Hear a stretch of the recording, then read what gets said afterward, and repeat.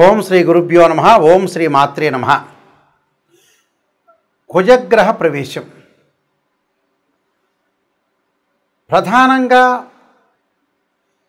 October 28వ తారీఖు నుంచి December 7వ తారీఖు వరకు కూడా అంగారక గ్రహ ప్రవేశం వృశ్చిక రాశిలో. అంటే సంవత్సరం తర్వాత మళ్ళీ వృశ్చిక రాశిలోకి కుజుడు యొక్క తన సొంత రాశిలోకి ప్రవేశం జరుగుతుంది. కుజుడు సహజంగా ఒక రాశి నుంచి మరొక రాశికి మారటానికి 45 రోజుల కాలం పడుతుంది. అంగారగ్రహం కూడా ప్రధానంగా అన్ని గ్రహాల్లో ముఖ్యంగా ప్రధానంగా అంగారగ్రహం కూడా చాలా మోస్ట్ ఇంపార్టెంట్ ప్లానెట్. అంటే మార్స్ ప్లానెట్ యొక్క ప్రత్యేకత, దాని యొక్క కారకత్వాన్ని మనం చూసుకుంటే సుమారుగా 45 రోజుల పాటు కాలంలో ఒక రాశిలో దాని యొక్క కారకత్వం అనేది తెలుపుతూ ఉంటుంది. అంటే కుజుడి యొక్క కారకత్వాల్లోకి మనం ముందుగా వెళ్తే సత్వ భూ ప్రాకార రోగ ప్రణవ సాహస శస్త్ర అగ్ని సందర్శనోత్పాటన భాతృక కుజ అంటారు. అంటే అంగారక గ్రహము భూ సంబంధమైన వ్యవహారాల్లోను, కోర్టులు, రియల్ ఎస్టేటు, అన్నదమ్ముల విషయాల్లో, శారీరక బాధలు, కెమికల్ కంపెనీలు, మిషనరీలు, మార్కెటింగు, భూమి, ఇండ్ల నిర్మాణం, న్యాయ వ్యవస్థ, న్యాయవాదులు, రక్షణ శాఖ, మిలిటరీ, రక్షక భటులు, సైన్యము, మేనేజ్మెంటు, భూములు అమ్మడము కొనడము, రియల్ ఎస్టేటు, కన్స్ట్రక్షను, మెడికల్ ల్యాబొరేటరీసు, మేస్త్రీ పనులు, యంత్ర సంబంధమైన విషయాలు, మెకానికల్ ఇంజనీరింగ్, మెకానిక్లు, రోగాలు, శస్త్రచికిత్సలు, అగ్ని భయాలు కలిగేదే. అంటే అగ్ని భయములు ఇలాంటివన్నీ కూడా అంగారకుడు యొక్క కారకత్వాలని జ్యోతిష్ శాస్త్రం చెప్పబడింది.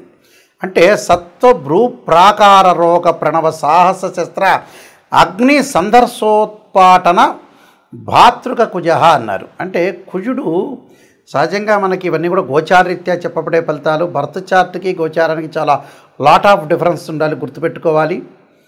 సహజంగా ఎలా ఉంటుందంటే మృగశిర చిత్త ధనిష్ట నక్షత్రంలో ఎవరైతే జన్మించారో వాళ్ళు కుజమహర దశలో జననం అనేది ప్రారంభమవుతుంది. కుజుడికి వృశ్చిక రాశి, మేషరాశి స్వక్షేత్రాలైతే, అలానే నీచస్థానం కర్కాటక రాశి అవుతుంది. కర్కాటకానికి ఆపోజిట్లో ఉన్న ప్రధానంగా మకర రాశి ఉచ్చక్షేత్రం అంటారు. కర్కాటకం, సింహం, కన్య, తుల, వృశ్చికం, ధనస్సు, మకరం.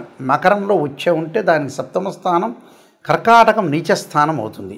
అంటే భూ సంబంధ వ్యవహారాలు కానీ, కోర్టులు కానీ, రియల్ ఎస్టేట్ కానీ, కన్స్ట్రక్షన్ కానీ, ఇవన్నీ కూడా సైన్యము, మేనేజ్మెంట్, ఇవన్నీ కూడా తెలిపేది కుజుడు. అంగారకుడి యొక్క అనుకూలత కూడా ఉండాలి మనకి. ఇవన్నీ కూడా గోచారరీత్యా చెప్పబడే ఫలితాలు అంటారు. ఎప్పుడైనా గుర్తుపెట్టుకోవాలి మీరు. జన్మజాతకాన్ని అనుసరించేవి కావు. 50% మన చేతుల్లోనే ఉంటుంది. మనం ఏం చేయాలి, ఎలా చేయాలి, నిర్మాణాత్మకంగా ఎలా పోషించాలి, మనం ఏ విధంగా చేస్తే జీవితం అనేది డెవలప్మెంట్ అవుతుందని తెలుసుకొని ముందుకు వెళ్ళాలి.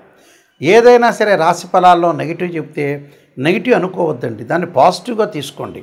నిజాన్ని తెలుసుకుంటే మనం డెవలప్మెంట్ అయినట్టే. శ్రీయ లోపం పెరుగుట పెద్ద విద్య, లోపం ఎరిగిన వాడే పూర్ణుడవుతాడని దాని అర్థం. కుంభరాశి వాళ్ళకి అంగారక గ్రహం యొక్క కుజగ్రహం యొక్క ఫలితం ఏ విధంగా ఉందో తెలుసుకుందాం. ముఖ్యంగా వీళ్ళకు చూసినట్టయితే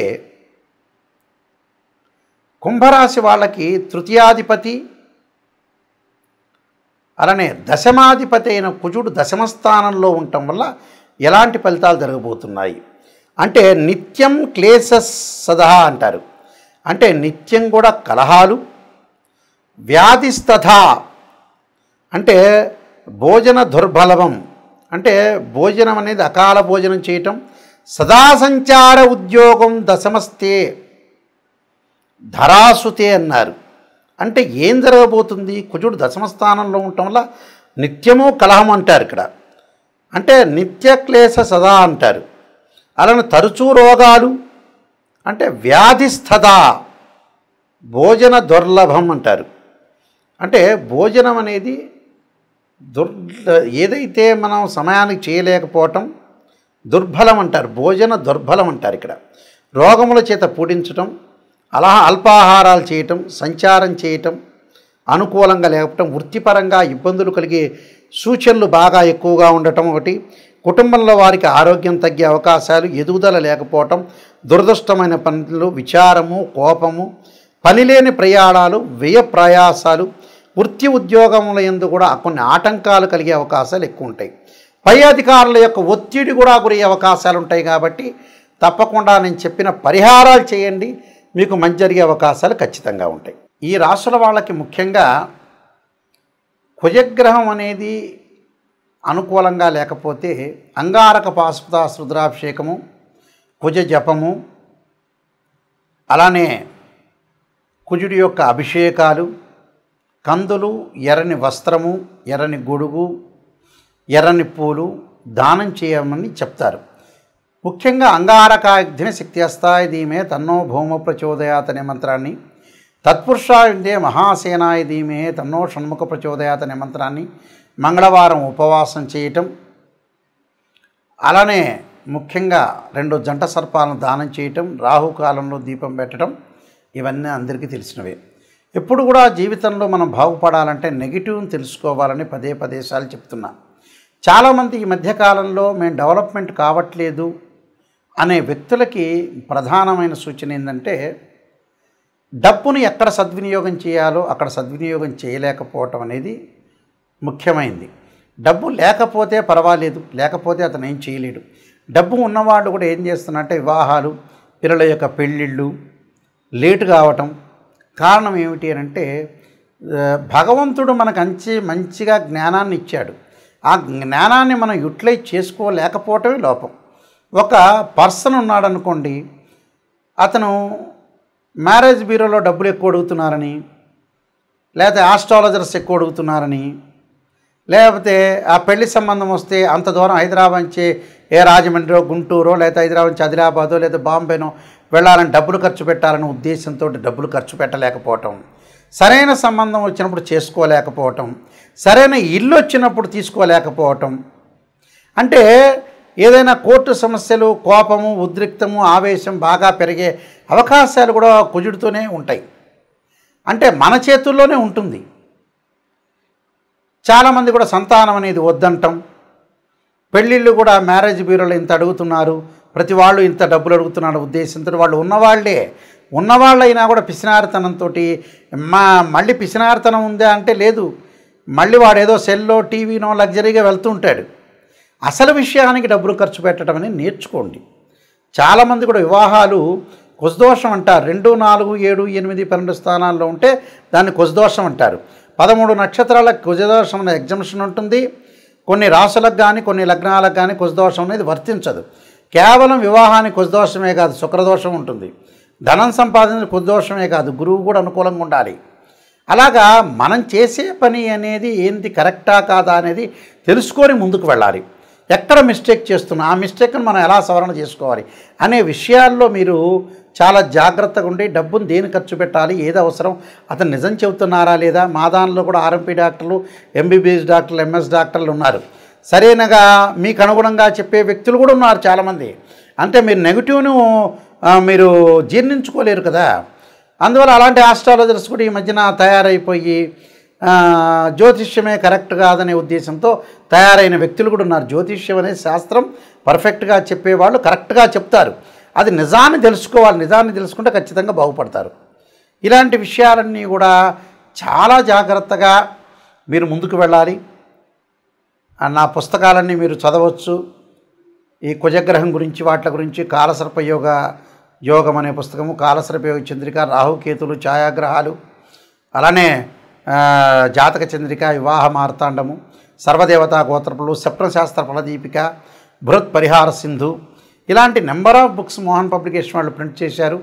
నాయకంటి మల్లికార్జున శర్మ బుక్స్ అని కొట్టినా వస్తుంది. www.nayakanti.com కానీ .in కానీ కొడితే కూడా మీకు వస్తుంది. ఇవన్నీ కూడా వెబ్సైట్ అనేది చూడండి. ఏదైనా వాస్తు ప్రకారంగా బాగా లేకపోయినా కూడా వాస్తు యంత్రస్థాపన, మహామత్ యంత్రము, వాస్తు యంత్రము భూమిలో స్థాపన చేస్తారు పురాతనలో, వాస్తు ప్రకారంగా కూడా చూసుకోండి. ఏదైతే సమస్యలు ఉన్నాయో రియల్ ఎస్టేట్ వాళ్ళు కానీ కన్స్ట్రక్షన్ వాళ్ళు కానీ ఇల్లును గృహం ప్రకారంగా వాస్తు ప్రకారంగా ఉందా లేదా చూసుకోండి. కేవలం ఇంజనీరింగ్ ప్లానే కాదు, పురాతనలో ఆయం అనేది చూసేవాళ్ళు. అంటే ఆయం అంటే ఏంటంటే ధ్వజాయమని, సింహాయనమని, గజాయమని, కరాయని ఆయాలు కూడా ఉన్నాయి. ఆయాన్ని బట్టే మనం ఏదైతే పొడవు వెడల్పును లెంత్ను లెక్క వేస్తే మనకి ఏ ఆయం వచ్చింది, ఆ ఇంట్లో ఉంటే ధనం ఎంత, రుణం ఎంత, నక్షత్రం ఏంటి, ఆ ఇల్లు ఎన్ని సంవత్సరాలు ఉండగలుగుతుంది, ఇలాంటివన్నీ కూడా మీరు చూడండి. జ్యోతిష్ శాస్త్రం వాస్తు ప్రకారంగా ఎంతో డెప్త్గా వెళితే అన్ని విషయాలు రాశారని కూడా బయటకు వస్తాయి. ఖచ్చితంగా మా వెబ్సైట్ చూడండి, www.nayakanti.com ఆర్ nayakanti.in చూడండి. మీరు అన్నీ తెలుసుకోండి. ప్రతిదీ కూడా నా కాంటాక్ట్ నెంబర్ ఉంటుంది, ఆ కాంటాక్ట్ నెంబర్కి మీరు కాల్ చేయండి. ఖచ్చితంగా మీకు అన్ని విషయాలన్నీ కూడా క్లియర్గా నేను చెప్పేటప్పుడు కూడా మీరు వాయిస్ రికార్డింగ్ పెట్టుకోవచ్చు. జాతకం నేను చెప్పేటప్పుడు అందరూ కూడా must and should voice recording పెట్టుకోండి, నిజాలు తెలుసుకోండి, మీరు ముందుకు వెళ్ళండి. అబద్ధపు ముసుగులో ఉండొద్దండి. మీరందరికీ కూడా సుబ్రహ్మణ్య స్వామి యొక్క అంగారకుడి యొక్క అనుగ్రహం ఉండాలని ఆశిస్తూ సర్వే జనా సుఖినో భవంతు.